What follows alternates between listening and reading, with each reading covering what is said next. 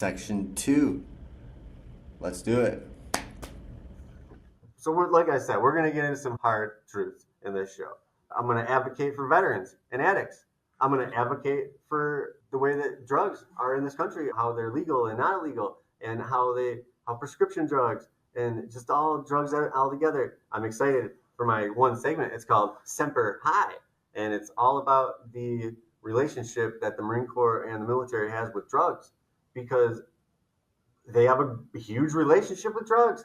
The way that the military has used drugs in the past. Let's just from my story. I got hurt in 2005, right? I didn't get out of the military until 2009. So for that whole time, they were just doping me up on pain medication, Xanax, Ativan, benzos. You know what I'm saying? But the craziest part is that marijuana right now, something that they've convinced a bunch of people that like it's so bad for you when it's all natural and it's not. And instead of taking Xanax, Oxycontin, Vicodin, Dilaudid, and all the above, you could just take a little bit of marijuana or like whatever version of it because they have so many different ways that it's processed and utilized these days. But because it's a Schedule 1 drug, which puts it on the level of with heroin and fentanyl, which is silliness, that means that they can't research it the way that they should be researching it. So that's just one thing. We need to advocate for that type of thing. And we need to advocate to calling out our systemic failures. Systemic is a word that is a hot word. It's a big keyword, systemic. People like to throw it around, be like, oh, systemic this, systemic that, systemic blah, blah, blah. But look, systemic just means that it's something that is part of the system and it's in it and it happens over and over again. And it's something that is just ingrained in the psyche of our societal jambalaya. It's everything that's all put together. And for some reason, I think people think that if you say that something has an issue or it's systemic, that you're like ragging on the whole system or you're like ragging on the people that have created it or that keep it running or that are working on it. And I just don't think that's very fair because if I think that we could heal a lot of things if people just admit that it was a problem. The fact that everyone's saying, "Oh, it's not a problem. It's not a problem. There's no such thing. It's not real." That's messed up. It's a collective gaslighting of an entire segment of our population, and it's not okay. And if you tell people that one thing isn't happening, and then they go outside and they see that it's happening, they're gonna be like, "Hey, what the hell is going on here?" And look, if you think that the Republicans are just gonna write all this legislation and do all this stuff, and like these communities, any of these communities that of people that care are just going to sit back and bend over and take it. They have another thing coming. They have sorely mistaken kindness for weakness in this situation. You don't have to be a dick to be powerful. You don't have to be a major asshole to run things and to have control over people. If you want to have that type of thing, you'll make more money if everybody's doing good. So there's only one reason that the thing behind this, and it has to be bigotry or racism or sexism or some sort of reason that they hate or think that, oh, if this person gets this, then I'm not getting it. And it's an inherently American idea. It's something like the lottery, where you're like, oh, I'll put in $1 and I'll have a very tiny chance of getting a whole bunch of something that I don't deserve. That's a very American way of thinking.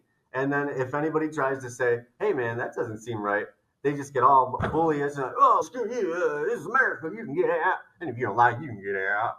Yeah. And that's how they do it. You know what I'm talking about. So also, you can expect raw discussions, political takes, mental health deep dives, and solutions. We are not going to just sit here and bitch about things. Bitching about stuff is easy. I could sit up here and I could bitch all day. It's not that difficult to complain about things. Just like when you watch Trump and his silly ass, he goes up for a speech.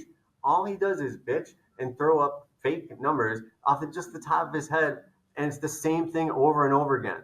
It's if you repeat a same lie over and over again, and you say it loud, and you just keep saying it, and even though in the face of logic, reality, statistics, just like actuality, but people will still believe it because they're getting their news from other people who are getting their news from other people.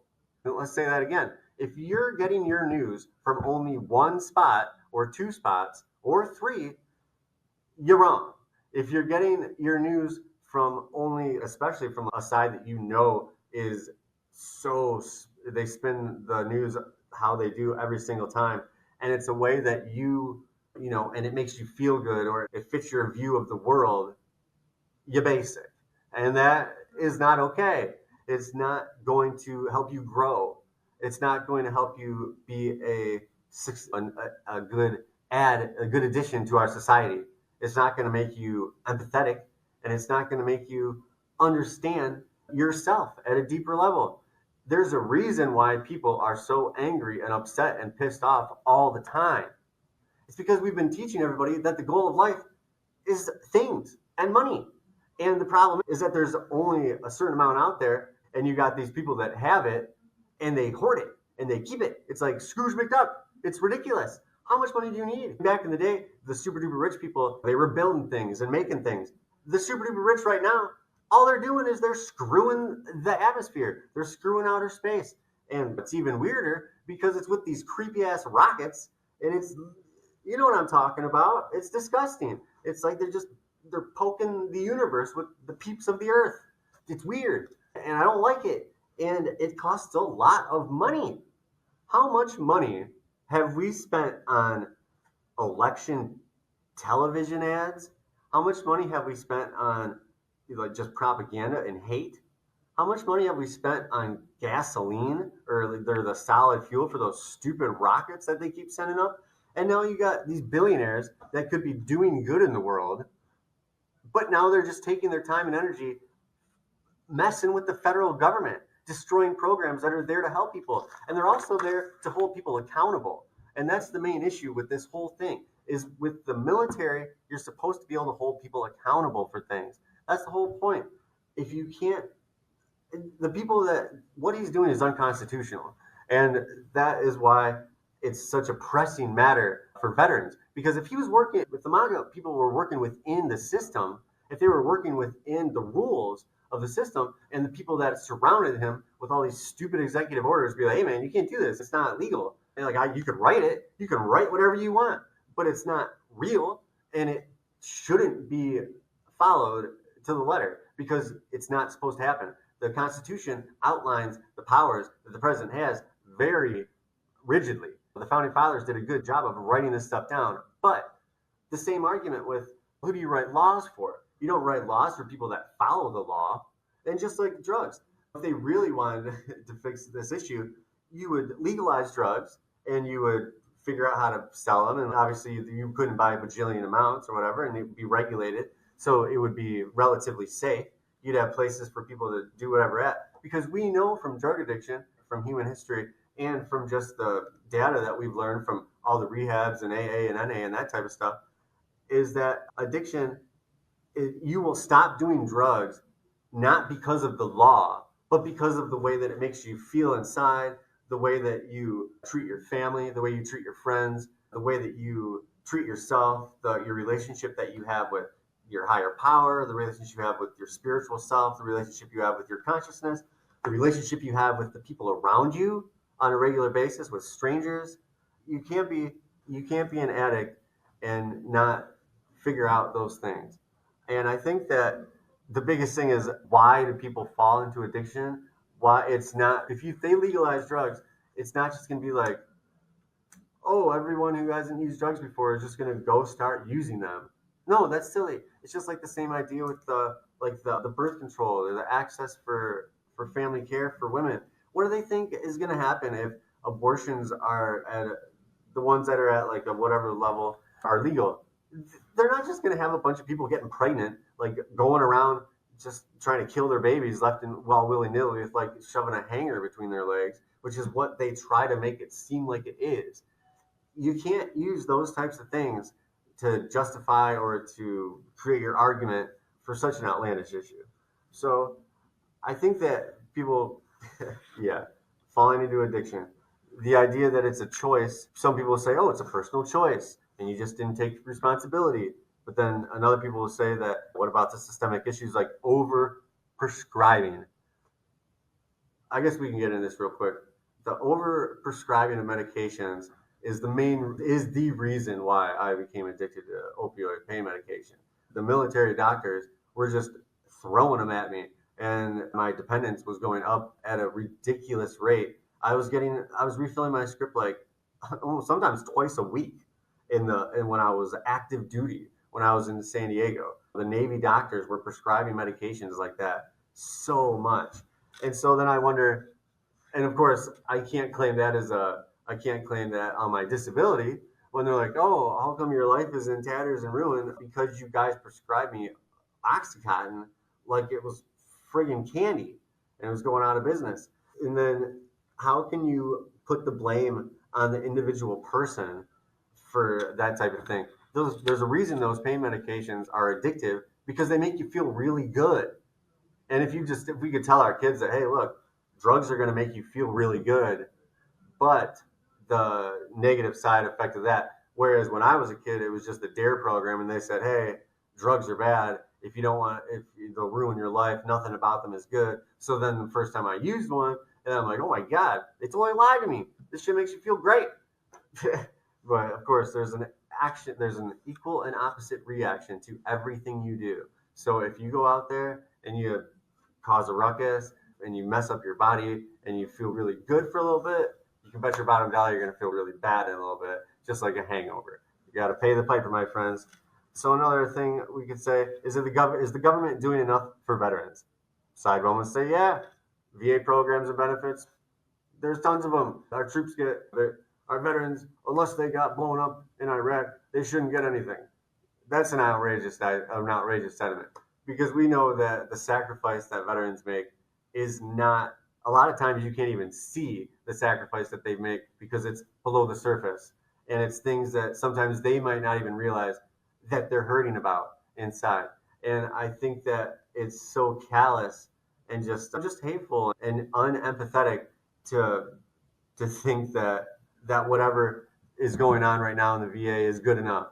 If we have any veterans committing suicide right now because they feel like they can't be heard, and look, I have a really good support system. I'm lucky. I'm blessed.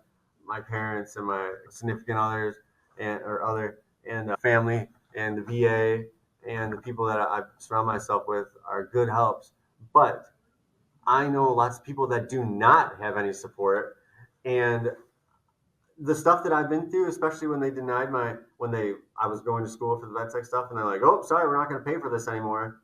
They didn't give me any type of anything, and I was crying to the guy on the phone, and he hung up on me. And I'm just thinking, look, if I had not had the support staff that I had, I'd think that honestly I could have killed myself. And there's nothing worse, and I'll say this real quick. There's nothing worse than not killing yourself only because A, you don't want the people that you care about to be sad, or B, you don't know what it means for your like immortal soul. And if that's the only reason that you're not doing it, it's a really bad place to be in. And I don't wish it on anybody. And this is the kind of feelings that people don't seem to think about when they're spouting off their shenanigans about, oh, we need to get rid of this, or oh, we need to do this, or get rid of the immigrants, get illegal, get them out of here. What is that going to do? First off, I don't even think that the majority of people that have all these ridiculous feelings about this type of stuff have even met an illegal alien or met an immigrant who is here illegally or has fought tooth and nail and gotten over oceans and land and danger for themselves, all just to come here with the chance of working hard and getting a society. I would raise the premise that I believe wholeheartedly that the majority of people that try to get into our country illegally are good people and they're just trying to have a better life. And if that is the reason and the case for these people, what's the big deal? Why do we not take some of this money that we've wasted on elections and money, or elections and TV and Donald Trump's legal bills? Like, why don't we just find a place in the middle of the desert and build a big ass processing center where people can go and they can stay there and they can learn the English and whatever. That, and it's like, oh, the amount of money, the amount of money. Okay, let's see how much money we're spending on our border protection and all the money we're spending on that type of stuff. Because it's not like if we switch the way that we do things, it will stop us from having to pay that on that side. But we're not just going to have to keep paying the other stuff, which is the argument when they're like, oh, we need to fix things at home. We don't want to get involved in a war overseas. Oh, God. Just the idiocy when I hear people say this type of stuff is just mind blowing. It's like they don't even take a second to sit down and think about history. First off, the World War II with good old fashioned Hitler, right? This guy is a real tool. And for some reason, people went along with it. And we think, oh man, how the heck did that happen? There's no way that we could let a Holocaust happen nowadays. Folks, what we're seeing right now in the cult of DT is just like Hitler. It's just like Nazi. It's just like any cult that does that type of thing. Even watching that speech last night, you could tell that these people do not even believe when he says, oh, there'll be no more bureaucrats or rich people running the government. How can you not laugh out loud when you hear that? But then on the other hand, and look, as an addict, I know how to find humor in the shittiest of situations. Because if you don't, it's just so depressing and you might as well die. But this is not funny at all. It is scary. And there are people that are really being negatively affected by all these things that are going on that shouldn't, quite frankly, they're not even legal, so they shouldn't be going on. And everybody that is in office right now, Republican and Democrat, none of them deserve to be there. Because A, the Republicans, you don't even really have to write a list of why they aren't qualified to govern right now, because they crazy. And B, the Democrats, they refuse to learn from their mistakes. And they refuse to change what they do. And the people who have the reins at the top just want to hold tighter. And you cannot hold the reins tight and expect for people to think that you're different. Let me say it again. You can't hold the reins tight and then say, oh, I'm so much different than these people. I'm so much different than them. And no, I do not think that this election was a case of choosing the lesser of two evils. No, that is silly. Joe Biden was old as shirt, and he's ridiculous. And when they did that whole changeover and they forced him out after he won that debate because he wasn't as loud and rambunctious as that idiot that orange idiot on the other side. No, that's not the case. He won that debate, and Harris also. I mean, she won hers too, obviously. But when they forced him out and they didn't have an election, that right there was the end of all of it. There was no way that they were going to be able to beat DT just because of the way that they had organized all their stuff with their hate and their propaganda. You got to hand it to them. They're good at tricking people, and they're good at getting people who otherwise are decent, nice human beings to completely go against whatever their morals are, whatever they decided that they value in life in terms of their character. And especially the Christians, it blows my mind that anybody that claims to be Christian also can claim to be a MAGA Republican. The two things don't mix. You can't be both of them. You can say that you are, but you're not. All right, you've done a pretty good job. You've been keeping up so far. Section 2 is done. We got one more section left. Hopefully your brain isn't too combobbled yet, but let's get back in a second. All right.